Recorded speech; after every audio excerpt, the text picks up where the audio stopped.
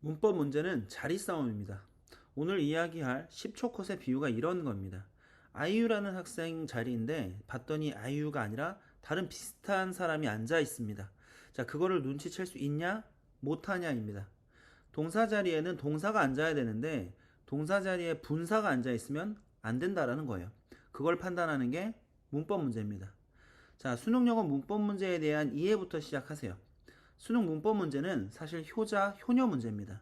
독해 없이 대부분의 문제가 풀리고 출제되는 문법 유형과 패턴이 한정적이고 정해져 있기 때문에 조금만 숙달되면 매우 빠른 시간에 해결할 수 있어서 시간을 세이브해주는 매우 기특한 문제가 될 수 있습니다.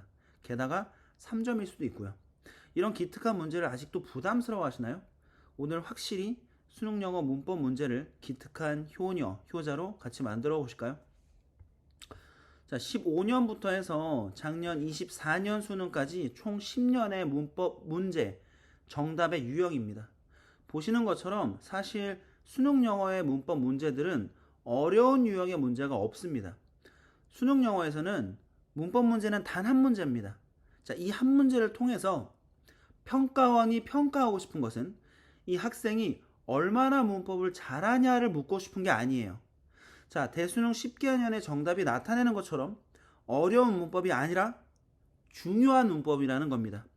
우리가 중학교 때부터 배운 그 가장 핵심적인 문법들이라는 거죠. 그러면 어떻게 정말 문법 문제를 10초 컷으로 풀 수 있는지 방법을 제시해 보겠습니다. 수능 영어 문법 문제 10초 컷의 비밀은 경우의 수와 밑줄의 확장입니다. 첫 번째로 경우의 수는 이런 겁니다. 자, 예를 들어서 비동사, is 이런 것에 밑줄이 쳐져 있을 때 어떤 경우의 수가 머릿속에 떠오르냐는 거죠. 자, 우리가 is나 was에 밑줄이 쳐져 있다는 걸 봤어요. 무슨 생각이 직관적으로 떠오르나요? 자, 22년 2월 선지입니다. 밑줄로 시선을 이동시키고 경우의 수를 생각해 보세요.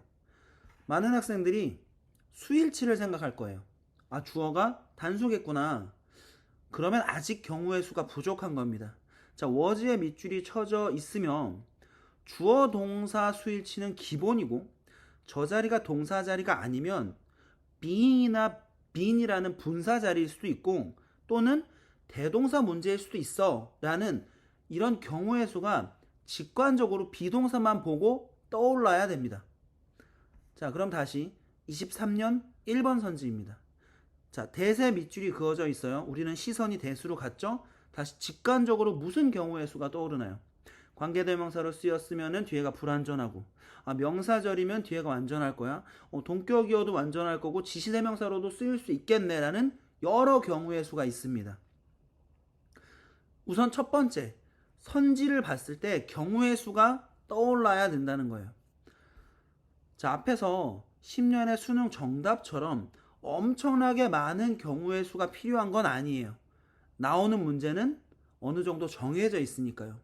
자, 경우의 수가 첫 번째고 그리고 그 다음에 밑줄의 확장이라고 했습니다. 자, 29번 문법 문제를 푸는 우리는 선지에 시선이 갈 수밖에 없어요. 독해를 안 하니까요. 시선이 밑줄에 가고 경우의 수가 머릿속에 직관적으로 떠올랐죠. 그러면 그 밑줄 선지에서 밑줄을 앞과 뒤로 확장합니다. 그러면 선지가 길어지게 되겠죠. 우리는 밑줄 선지만 보는 남들보다 조금 더 긴 선지를 가지게 되고 조금 더 많은 힌트를 사용해서 문제를 해결할 겁니다.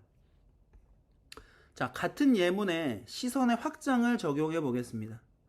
시선을 확장해 보니까 앞에 비동사, 뒤에는 주어, 동사, 목적어. 그러면 보어로 쓰인 명사절 접속사 that 괜찮다라는 판단이 들면 바로 넘어가면 됩니다. 왜냐하면 우리는 안 괜찮은 애를 찾으려고 하는 거니까요. 자, 그러면 같은 예문으로 밑줄만 바꿔볼까요? offered에 시선이 갔습니다. 경우의 수는 과거 동사 또는 과거 분사입니다. 자, 밑줄을 확장해 보니까 앞에는 명사, 뒤에는 전치사. 자, 만약에 저기가 동사 자리라면 뒤에는 명사 목적어가 와야 되는데 어디에도 명사 목적어는 보이지 않습니다. 그러면 명사 목적어가 오지 않는 과거 분사가 앞에 명사 수식하고 있네. 오케이, 괜찮아. 이게 직관적으로 되어야 합니다. 경우의 수, 밑줄의 확장, 그리고 세 번째는, 그리고 마지막 세 번째 10초 컷의 비밀은 사실 조금 진부하지만 구문 분석입니다.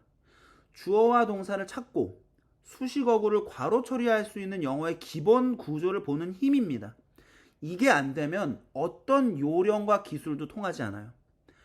자, 문법에 기본이 없는 학생들은 물론 오늘의 설명을 따라오기가 버거울 수도 있었을 거예요.